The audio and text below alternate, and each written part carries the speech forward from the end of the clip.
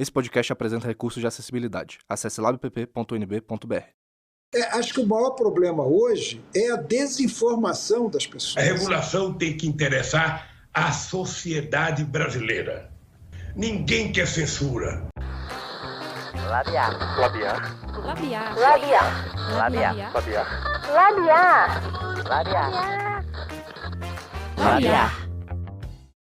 Olá, eu sou a Giovana. E eu sou a Fernanda, e esse é o Labiar, o podcast em comemoração aos 20 anos do Laboratório de Publicidade e Propaganda da UNB. E hoje vamos labiar sobre regulamentação da mídia. Eu tô me lixando porque essa imprensa vai falar. Na verdade é o oposto de censura, é um esforço para reforçar e proteger a liberdade de expressão. Uma coisa eu tenho certeza, é preciso elevar a responsabilização das plataformas, das big techs. O que nós descobrimos é que o ódio e a mentira deliberada e a desinformação viraram ameaças para a democracia. O que a gente quer é que os meios de comunicação sejam efetivamente democratizados. Há 78 anos, no dia 8 de maio, o Holocausto finalmente teve fim. A ONU foi criada, os países retomaram sua soberania e o Ocidente se reconstruiu. Mas debaixo dos panos, de maneira sorrateira, os discursos de ódio ainda estavam lá. E como parasitas, eles persistiram e hoje contaminam as mídias digitais. Redes sociais e aplicativos de mensagem têm sido palco para a difusão de ideologias racistas, nazistas, supremacistas e sexistas. E as consequências têm chegado perto de nós. Uma pesquisa feita pela Unicamp mostra que desde 2002 ocorreram 22 ataques em escolas, 13 somente nos últimos 2 anos. Entre esses episódios temos um perfil comum: jovens do sexo masculino, brancos, que já sofreram bullying e principalmente têm contato com culturas extremistas. Enfrenta a extrema-direita que está no submundo da internet. Vou dizer mais, sequer no submundo está mais, porque esse jovem que cometeu o ataque de ontem, ele se organizava via Twitter. Antes, eles todos se organizavam via Deep Web. O que eu estou dizendo aqui para vocês com toda clareza? A caixa de Pandora alcançou, por conta da impunidade, alcançou os sistemas de internet mais básicos que todas as pessoas usam. Então, estou falando de Twitter, estou falando de Instagram, estou falando de TikTok, estou falando de Discord, que é a principal plataforma de organização desses grupos. Quem está falando é o Daniel Cara, professor da Universidade de São Paulo. Esses episódios motivam outros ataques e criam um cenário de terror. Assim, não é uma surpresa que em abril surgiu uma mensagem de massacre com uma suástica escrita em um banheiro da Faculdade de Comunicação da UNB. Os discursos de ódio estão à solta e são um grande problema público. No universo político, o debate se concentra ao redor do Telegram, um aplicativo de mensagens que dá o que falar. Em 2022, o ministro do Supremo Tribunal Federal, Alexandre de Moraes, interrompeu a atividade do app quando a plataforma não colaborou com a justiça brasileira no combate à desinformação e à propagação de boatos e notícias falsas durante a eleição. Esse ano, a história se repetiu. A Polícia Federal pediu informações de grupos antissemitas e neonazistas para investigar um ataque à escola, mas o app não forneceu todos os dados, alegando que esses grupos já teriam sido apagados. Dá para perceber que quando a desinformação ataca, o governo tenta reagir. O plenário andou com fortes discussões sobre o PL 2630, ou PL das fake news para os mais chegados. Mas afinal, o que é isso? Hora de ativar o modo escuta. O PL 2630 é um projeto de lei criado em 2020 que institui a Lei Brasileira de Liberdade, Responsabilidade e Transparência na Internet. Ele engloba temas como desinformação, contas falsas, robôs não identificados, publicidade velada e tem o principal objetivo de combater a disseminação de conteúdos falsos que possam causar danos individuais, coletivos e à democracia por meio da regulação. A situação é que hoje a moderação de conteúdos é feita pelas próprias empresas, ou seja, naqueles termos e serviços que todo mundo pula, regras são definidas e medidas cabíveis serão tomadas caso elas sejam violadas. É como quando o Instagram derruba um post com violência explícita por violar diretrizes da comunidade. Com o PL, essa moderação não seria baseada nessas regras, e sim nas leis. As empresas seriam obrigadas a fazer a moderação com esses novos parâmetros e criar relatórios mostrando seus esforços. Esses relatórios serão supervisionados por uma instituição responsável, que vai detalhar procedimentos, fiscalizar o cumprimento e aplicar sanções administrativas. Esse projeto tem sido polêmico e gerado discussão, onde a regulamentação é vista como censura. Para o deputado Carlos Jorge, do PSL, criar um aparato estatal para regular o que é verdade, o que é mentira, o que é falso, o que é verdadeiro, isso é censura. Quem vai estabelecer isso? Vão criar agora o Ministério da Verdade, como no livro 1984? A deputada Bia Kicis se complementa, dizendo que a proposta é um soco direto, um golpe na liberdade de nos expressarmos nas redes sociais. A grande questão é que existem dois tipos de liberdade, a de expressão e a empresarial. Quando os grupos privados de mídia consideram essas liberdades iguais, eles criam uma confusão para garantir seus interesses e acabam limitando a liberdade de expressão pública da maioria da população, como explica o cientista político e professor emérito da Faculdade de Comunicação da UNB, Vinícius Lima. Nós vivemos uma situação curiosíssima, porque exatamente aqueles que historicamente têm impedido entre nós a universalização da liberdade de expressão, que significa que mais pessoas tenham voz, é que têm feito essa equação entre liberdade de expressão e liberdade de imprensa na defesa do status quo. Mas isso tudo é para gerar bastante barulho e esconder o que está por trás. De um lado, temos o interesse político, que se exemplifica no bolsonarismo. Os apoiadores do ex-presidente Jair Bolsonaro se articulam por meio de compartilhamento de fake news, como aquelas informações falsas sobre as urnas eletrônicas e que todo mundo ia virar jacaré com as vacinas da Covid. A regulamentação ataca os canais de disseminação dessas mensagens e enfraquece as bases da ideologia política. Já em relação às questões econômicas, nós temos as Big Techs. Essas empresas grandes, como o Google e Telegram, são contra a regulamentação, pois terão que lidar com punições caso não cumpram os parâmetros de moderação estipulados. Além disso, elas também terão um alto custo para adaptação às mudanças. Recentemente, o STF teve que exigir a exclusão de certos conteúdos que foram divulgados por algumas dessas empresas, como é o caso da mensagem que foi enviada aos usuários do Telegram no dia 9 de maio. Ela afirmava que o projeto de lei é um ataque à democracia e que irá causar a morte da internet moderna. O ministro do Supremo Tribunal Federal decretou que a mensagem se qualificava como desinformação e abuso de poder econômico, por ter sido uma tentativa de impactar ilegalmente a opinião pública e o voto dos parlamentares. A discussão sobre a regulamentação da mídia não começou agora com o PL 2630, muito menos com o PT ou Lula. A tentativa de regulação no Brasil teve início em 1962, com o Código Brasileiro de Telecomunicações. Mesmo tentando abranger o máximo possível, o código não foi suficiente para cobrir todas essas novas tecnologias que aparecem a todo momento. Então, 26 anos após seu surgimento, são criados 5 artigos de comunicação social na Constituição Federal de 1988 para atualizar as regras sobre a radiodifusão no Brasil. O único dos 5 artigos que foi verdadeiramente implementado foi o artigo 224, em 1991, que propõe a criação de um Conselho Nacional de Comunicação Social. Os outros artigos não foram regularizados. Houveram mais tentativas para alcançar a regulamentação da mídia no país, como é o caso do Marco Civil da Internet, que foi implementado em 2014 para estabelecer direitos e deveres, garantias e princípios sobre o uso da internet no Brasil.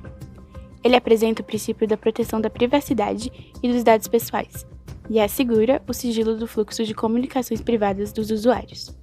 Já em 2020, entrou em vigor a LGPD, Lei Geral de Proteção de Dados, que vem da necessidade de se impor limites éticos à forma como dados e informações pessoais são coletados, utilizados e distribuídos. Apesar desses esforços, nenhuma dessas regulamentações tiveram impacto suficiente para alterar a dinâmica das mídias, regidas por interesses econômicos, políticos e ideológicos.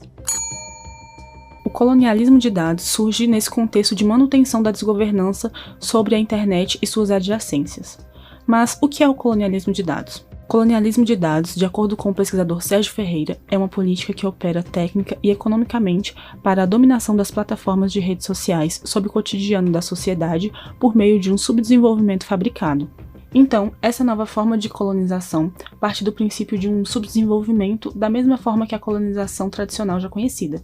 Inclusive, faz muito sentido comparar as duas. A relação colônia e metrópole se inicia no processo de invasão do território por parte do dominador e da submissão do invadido. No Brasil, por exemplo, a chegada dos portugueses transformou a nação, grande em território, rica em cultura, em um país submisso aos modos de vida impostos por Portugal. Dessa forma, os meios técnicos, econômicos e políticos foram moldados a partir de uma visão eurocêntrica sobre o Brasil e se instaurou a ideia de um país inferior e subdesenvolvido. Na mesma frequência está a colonização de dados. As plataformas digitais e as grandes empresas estrangeiras estão exercendo o papel de colonizadores sobre os países de segundo mundo, como são costumeiramente chamados, extraindo todo tipo de dados da sociedade. A colonização de dados é permeada pelo contexto da indústria da informação, do mercado de dados, dos algoritmos e do Big Data. valorizando as tecnologias da informação e o modelo de negócios baseado na extração de dados. Isso afeta diretamente a sociedade, levando em conta que os dados são pessoais, mas deixam de ser, transformando a nossa vida social em um recurso que pode ser removido e explorado. O colonialismo digital passa então a ser um dos elementos constitutivos do capitalismo contemporâneo. Representa um passo em direção a uma experiência, um senso de realidade em que as pessoas vão se tornando objetos, as relações vão se tornando mercantis, tanto as mais simples quanto as mais complexas. Trazendo para o cenário atual brasileiro, em maio de 2020, o ministro da Ciência, Tecnologia e Inovações assinou um contrato com a empresa estadunidense Cisco para desenvolver uma plataforma digital inteligente de suporte ao monitoramento e definição de políticas públicas no Brasil. Como traz o pesquisador especialista Sérgio Amadeu, desconsiderando o conhecimento acumulado em políticas públicas e em tecnologias digitais nas instituições brasileiras, o governo Bolsonaro preferiu acelerar nossa transformação em uma colônia digital. A necessidade dessa parceria é vista como uma vitória, algo positivo, assim como em outros casos. Poucos meses antes do acordo com a Cisco, o Ministério da Economia publicou a reportagem Microsoft destaca Sisu em nuvem como case de sucesso. É colocada em evidência a migração do sistema de seleção unificada para a nuvem da Microsoft, com o objetivo de aumentar a quantidade de acessos. Assim, o órgão se orgulha dessa parceria. Entretanto, configura completamente a entrega dos dados dos estudantes brasileiros para a plataforma. O Brasil é uma colônia digital. Não existe tecnologia nem um número significativo de iniciativas de se criar uma plataforma brasileira.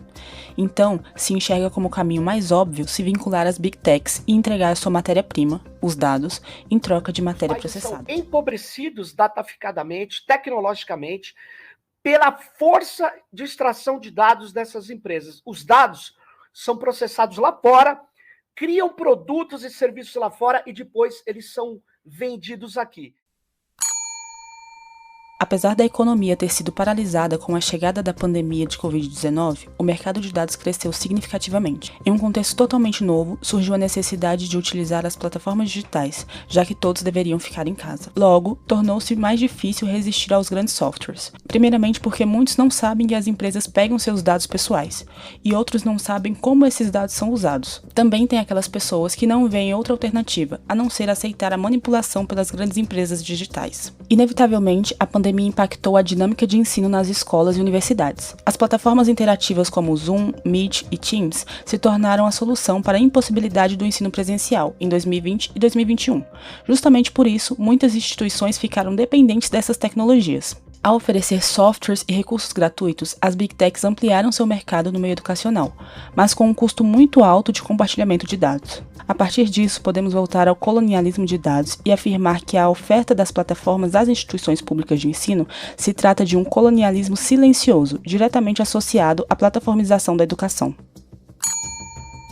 Como uma tentativa de trazer a educação aberta no ambiente digital longe da plataformização, foi criado o Observatório Educação Vigiada. É uma iniciativa de divulgação científica de pesquisadores acadêmicos e organizações sociais que tem como objetivo coletar e divulgar informações sobre a plataformização da educação pública no Brasil e na América do Sul, incentivando um debate na sociedade em relação aos impactos sociais e educacionais. O controle dessas empresas é nocivo e é preocupante para a gente porque elas trabalham numa lógica, em grande parte, de coleta e análise de dados, né? Coleta, análise de dados e metadados. Paralelo a isso, entra a discussão sobre a uberização do trabalho, onde a dependência das plataformas digitais contribui para a precarização do trabalho, gerando uma falsa sensação de autonomia nos trabalhadores pela possibilidade de definir a sua jornada de trabalho, porém com uma remuneração insuficiente e desproporcional.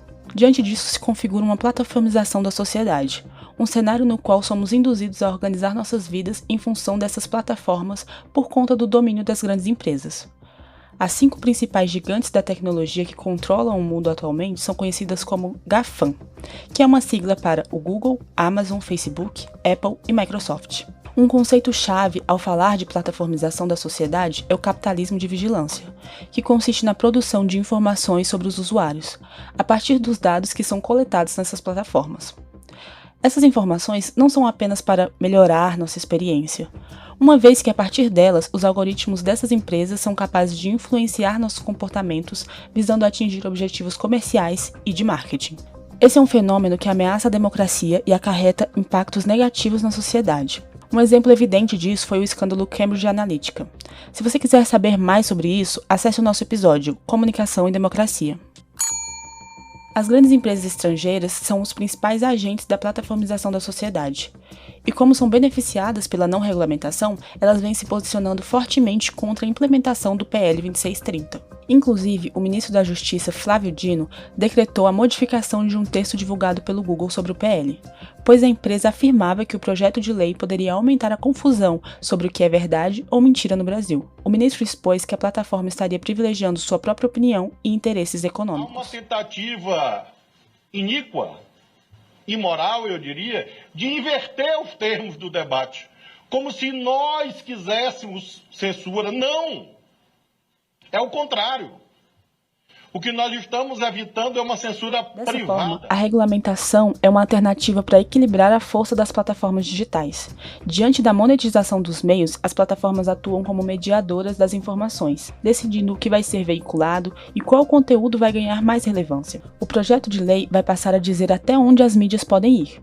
E como ninguém gosta de perder o poder, para as Big Techs, o PL é considerado antidemocrático, pois ameaça a liberdade de expressão. Atenção, isso não é uma publi. Gente, isso não é uma publi, mas no primeiro episódio do podcast Entre Vozes, da CNN Brasil, a jornalista Luciana Barreto fala sobre o racismo algorítmico e mostra seus impactos. Como eles são programados e alimentados por uma sociedade racista, os algoritmos acabam contribuindo para a perpetuação de estereótipos. Posts com fotos de pessoas brancas têm muito mais alcance nas redes sociais do que aqueles com pessoas negras, por exemplo, independente da qualidade dos conteúdos produzidos. Esse tema merece sua atenção, e ele se conecta com a nossa conversa de hoje, já que essa problemática é o fruto da não regulamentação das plataformas digitais. Vale a pena conferir. O episódio, chamado Preconceito Programado, Como Operam os Algoritmos, está disponível no YouTube da CNN Brasil. Obrigada por ouvir o nosso labiar e até o próximo episódio.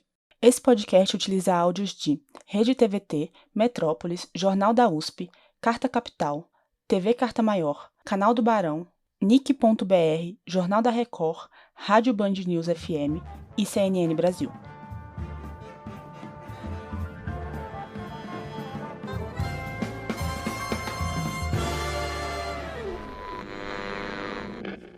Laboratório de Publicidade e Propaganda. Criatividade em todos os sentidos.